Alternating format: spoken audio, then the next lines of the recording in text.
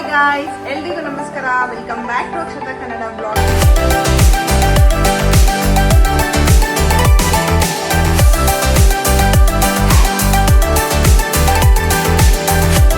ಯಾರೆಲ್ಲ ನನ್ನ ಚಾನಲ್ನ ಇನ್ನ ಸಬ್ಸ್ಕ್ರೈಬ್ ಮಾಡಿರೋ ವಿಡಿಯೋಸ್ನ ನೋಡ್ತಾ ಇದ್ರೆ ಪ್ಲೀಸ್ ನನ್ನ ಚಾನಲ್ನ ಸಬ್ಸ್ಕ್ರೈಬ್ ಮಾಡಿ ವಿಡಿಯೋಸ್ನ ನೋಡಿ.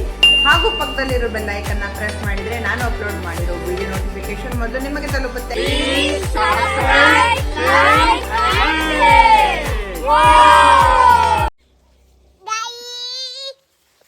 ಕರಿ ಕರಿ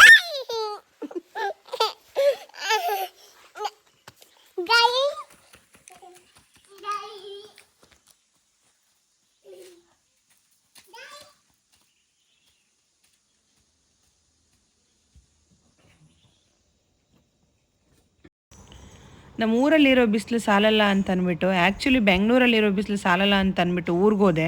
ಊರಲ್ಲಿರೋ ಬಿಸಿಲು ಕೂಡ ಸಾಲ್ತಾ ಇಲ್ಲ ಅಂತ ಅಂದ್ಬಿಟ್ಟು ಇನ್ನೂ ಒಂದು ಸ್ವಲ್ಪ ಟ್ಯಾನ್ ಆಗಿಬಿಟ್ಟು ಬರೋಣ ಅಂತ ಅಂದ್ಬಿಟ್ಟು ನಾವು ಹೊಟ್ಟಿದ್ದು ಗೋವಾಗೆ. ಗೋವಾ ಹೋಗಿ ಬೀಚಲ್ಲಿ ಎಲ್ಲ ಆಟ ಆಡ್ಕೊಂಡು ಬರೋಣ ಅಂತ ಅಂದ್ಬಿಟ್ಟು ಪ್ಲ್ಯಾನ್ ಮಾಡ್ಕೊಂಡು ಹೋಗಿದ್ದು ನಾವು.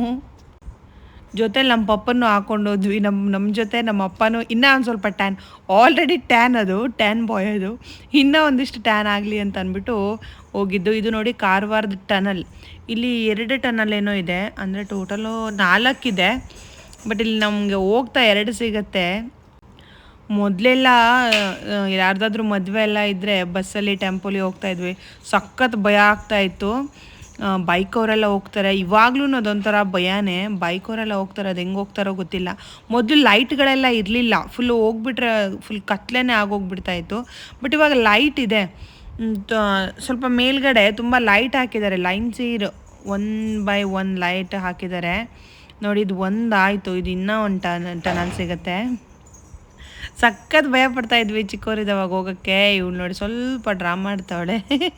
ಆ್ಯಕ್ಚುಲಿ ಸ್ವಲ್ಪ ಭಯನೇ, ಕಾರಲ್ಲಿ ಹೋಗೋದಿದ್ರೆ ಭಯ ಇಲ್ಲ, ಬಸ್ಸಲ್ಲೆಲ್ಲ ಹೋಗೋದಿದ್ರೆ ಭಯ, ಲೈಟ್ ಇಲ್ಲ ಇದ್ದರೆ ಭಯ ಆಗ್ತಾಯಿತ್ತು. ಇವಾಗ ಓಕೆ ಅಂತ ಅಂದ್ಕೊತೀನಿ.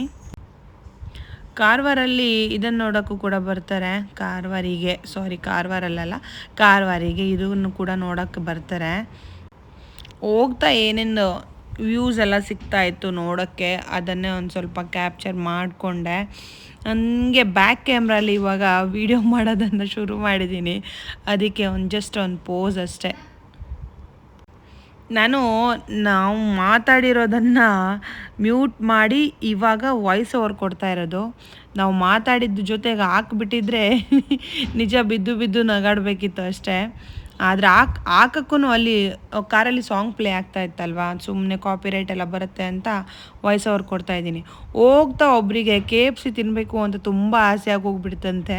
ಹಂಗೆ ಹೋಗ್ಬಿಟ್ಟು KFC ತಿನ್ನೋಕ್ಕೆ ಅಂತ 11:30ಗೆ ಹೋಗಿದ್ದು ನಾವು ಹೋಗುವಾಗ 11:30 ಆಗಿತ್ತು.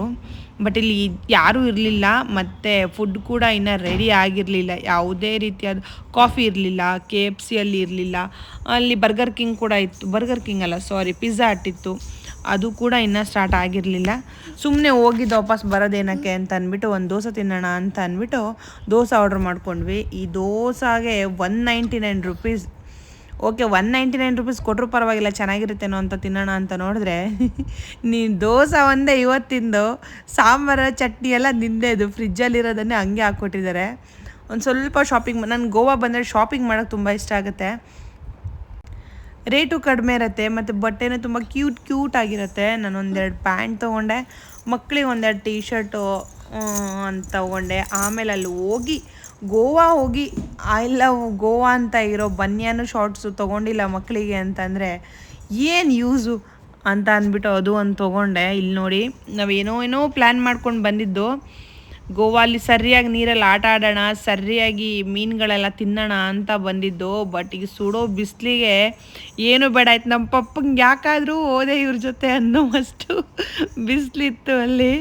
ಆದರೂ ಮಕ್ಕಳೊಂದು ಸ್ವಲ್ಪ ಆಟ ಆಡಬೇಕು ಅಂತ ಅಂದ್ಬಿಟ್ಟು ಬಿಟ್ಟಿದ್ದೆ. ನನ್ನ ಮಗ ಸಖತ್ ಟ್ಯಾನಾಗಿ ಹೋಗ್ಬಿಟ್ಟ, ಕೆನ್ನೆಲ್ಲ ಕೆಂಪಾಗಿ ಹೋಗ್ಬಿಟ್ಟಿತ್ತು. ಹಾಗೆ ಒಂದು ನೆರಳಿದೆ ಅಂತಲ್ಲಿ ದೋಣಿ ಮೇಲೆ ಬಿಟ್ಟೆ. ಹಾಗೆ ಒಂದು ಸ್ವಲ್ಪ ಊಟ ಮಾಡ್ಕೊಂಡು ಬರೋಣ ಅಂತ ಅಂದ್ಬಿಟ್ಟು ಊಟ ಮಾಡಿಕೊಂಡು ಹೋದ್ವಿ. ರೇಟ್ಗಳೆಲ್ಲ ತುಂಬ ಜಾಸ್ತಿ, ಬಿಲ್ಗಳೆಲ್ಲ ತುಂಬ ಹೈ ಆಗಿ ಬರ್ತಾಯಿತ್ತು. ತಿಂದ್ರೂ ತಿಂದಂಗೆ ಅಂತ ಅನಿಸಿಲ್ಲ, ಯಾಕೋ ಗೊತ್ತಿಲ್ಲ. ಹಾಗೆ ಇಲ್ಲಿ ಒಂದು ನಮ್ಮ ಕಾರವಾರದೊಂದು ಸ್ವಲ್ಪ ಕ್ಯಾಪ್ಚರ್ ಮಾಡಿಕೊಂಡೆ ಇಲ್ಲಿ. ಇದ್ರ ಹೆಸರೇನು ಏನು ಎತ್ತ ಅಂತ ನನಗೇನು ಡೀಟೇಲಾಗಿ ಗೊತ್ತಿಲ್ಲ. ಆ ಕಡೆ ಇದ್ರೂ ಗೊತ್ತಿಲ್ಲ, ಏನೇನು ಹೇಳಿದ್ರೆ ತಪ್ಪಾಗತ್ತೆ ಅಂತ ಅಂದ್ಬಿಟ್ಟು ಸುಮ್ಮನೆ ವೀಡಿಯೋ ಮಾಡ್ಕೊಳ್ಳೋಣ ಅಂತ ವೀಡಿಯೋ ಮಾಡಿಕೊಂಡೆ. ಚೆನ್ನಾಗಿತ್ತು. ಇಲ್ಲಿ ಹಿಂಗೆ ನೋಡಿದ್ರೆ ಏನು ಅನ್ಸುತ್ತೆ ಗೊತ್ತಾ, ವೆದರ್ ಎಷ್ಟು ಚೆನ್ನಾಗಿದೆ ಅಂತ ಅನಿಸುತ್ತೆ. ಅಲ್ಲಿ ಅಂತೂ ಗಾಡೀಲಿ ಬೈಕಲ್ಲಿ ಹೋದ್ರೂ ಗಾಳಿ ಸಖತ್ ಬಿಸಿ ಗಾಳಿ, ಬಿಸಿಲು ಹೆಂಗೆ ಹೊಡಿತಾ ಇದೆ ಅಂತಂದರೆ ಅಲ್ಲಿ ನಾನು ಇಷ್ಟು ವರ್ಷ ಅಲ್ಲಿ ಇದ್ದಿದ್ದೇ ಸುಳ್ಳು ಅಂತ ಅನ್ಬೇಕು, ಆ ಥರ ಬಿಸಿಲು ಬರ್ತಾಯಿತ್ತು. ಹಂಗೆ ನಮ್ಮ ಗೋಕರ್ಣ ಅಲ್ಲಿರೋ ಪ್ಲೇಸ್ಗೆ ಹೋಗಿದ್ವು. ಇದು ಒಂದು ಹಿಡನ್ ಪ್ಲೇಸ್ ಆಫ್ ಗೋಕರ್ಣ ಅಂತಲೇ ಅನ್ಬೋದು. ಎಷ್ಟು ಚೆನ್ನಾಗಿ ವ್ಯೂ ಇದೆ ಇಲ್ಲಿ ಅಂತಂದರೆ, ವ್ಯೂ ಪಾಯಿಂಟ್ ಇದೆ ಅಂತಂದರೆ, ಇದು ಜಟಾಯು ತೀರ್ಥ ಅಂತ ಅಂತಾರೆ. ತುಂಬ ಖಾಲಿ ಇತ್ತು. ವೀಕ್ ಡೇಸ್ ಆಗಿರೋದ್ರಿಂದ ಖಾಲಿ ಇತ್ತು ಏನೋ ಗೊತ್ತಿಲ್ಲ, ಬಟ್ ಸಖತ್ತಾಗಿರುತ್ತೆ. ಒಳ್ಳೆ ಪೀಸ್ ಪ್ಲೇಸ್ ಇದು.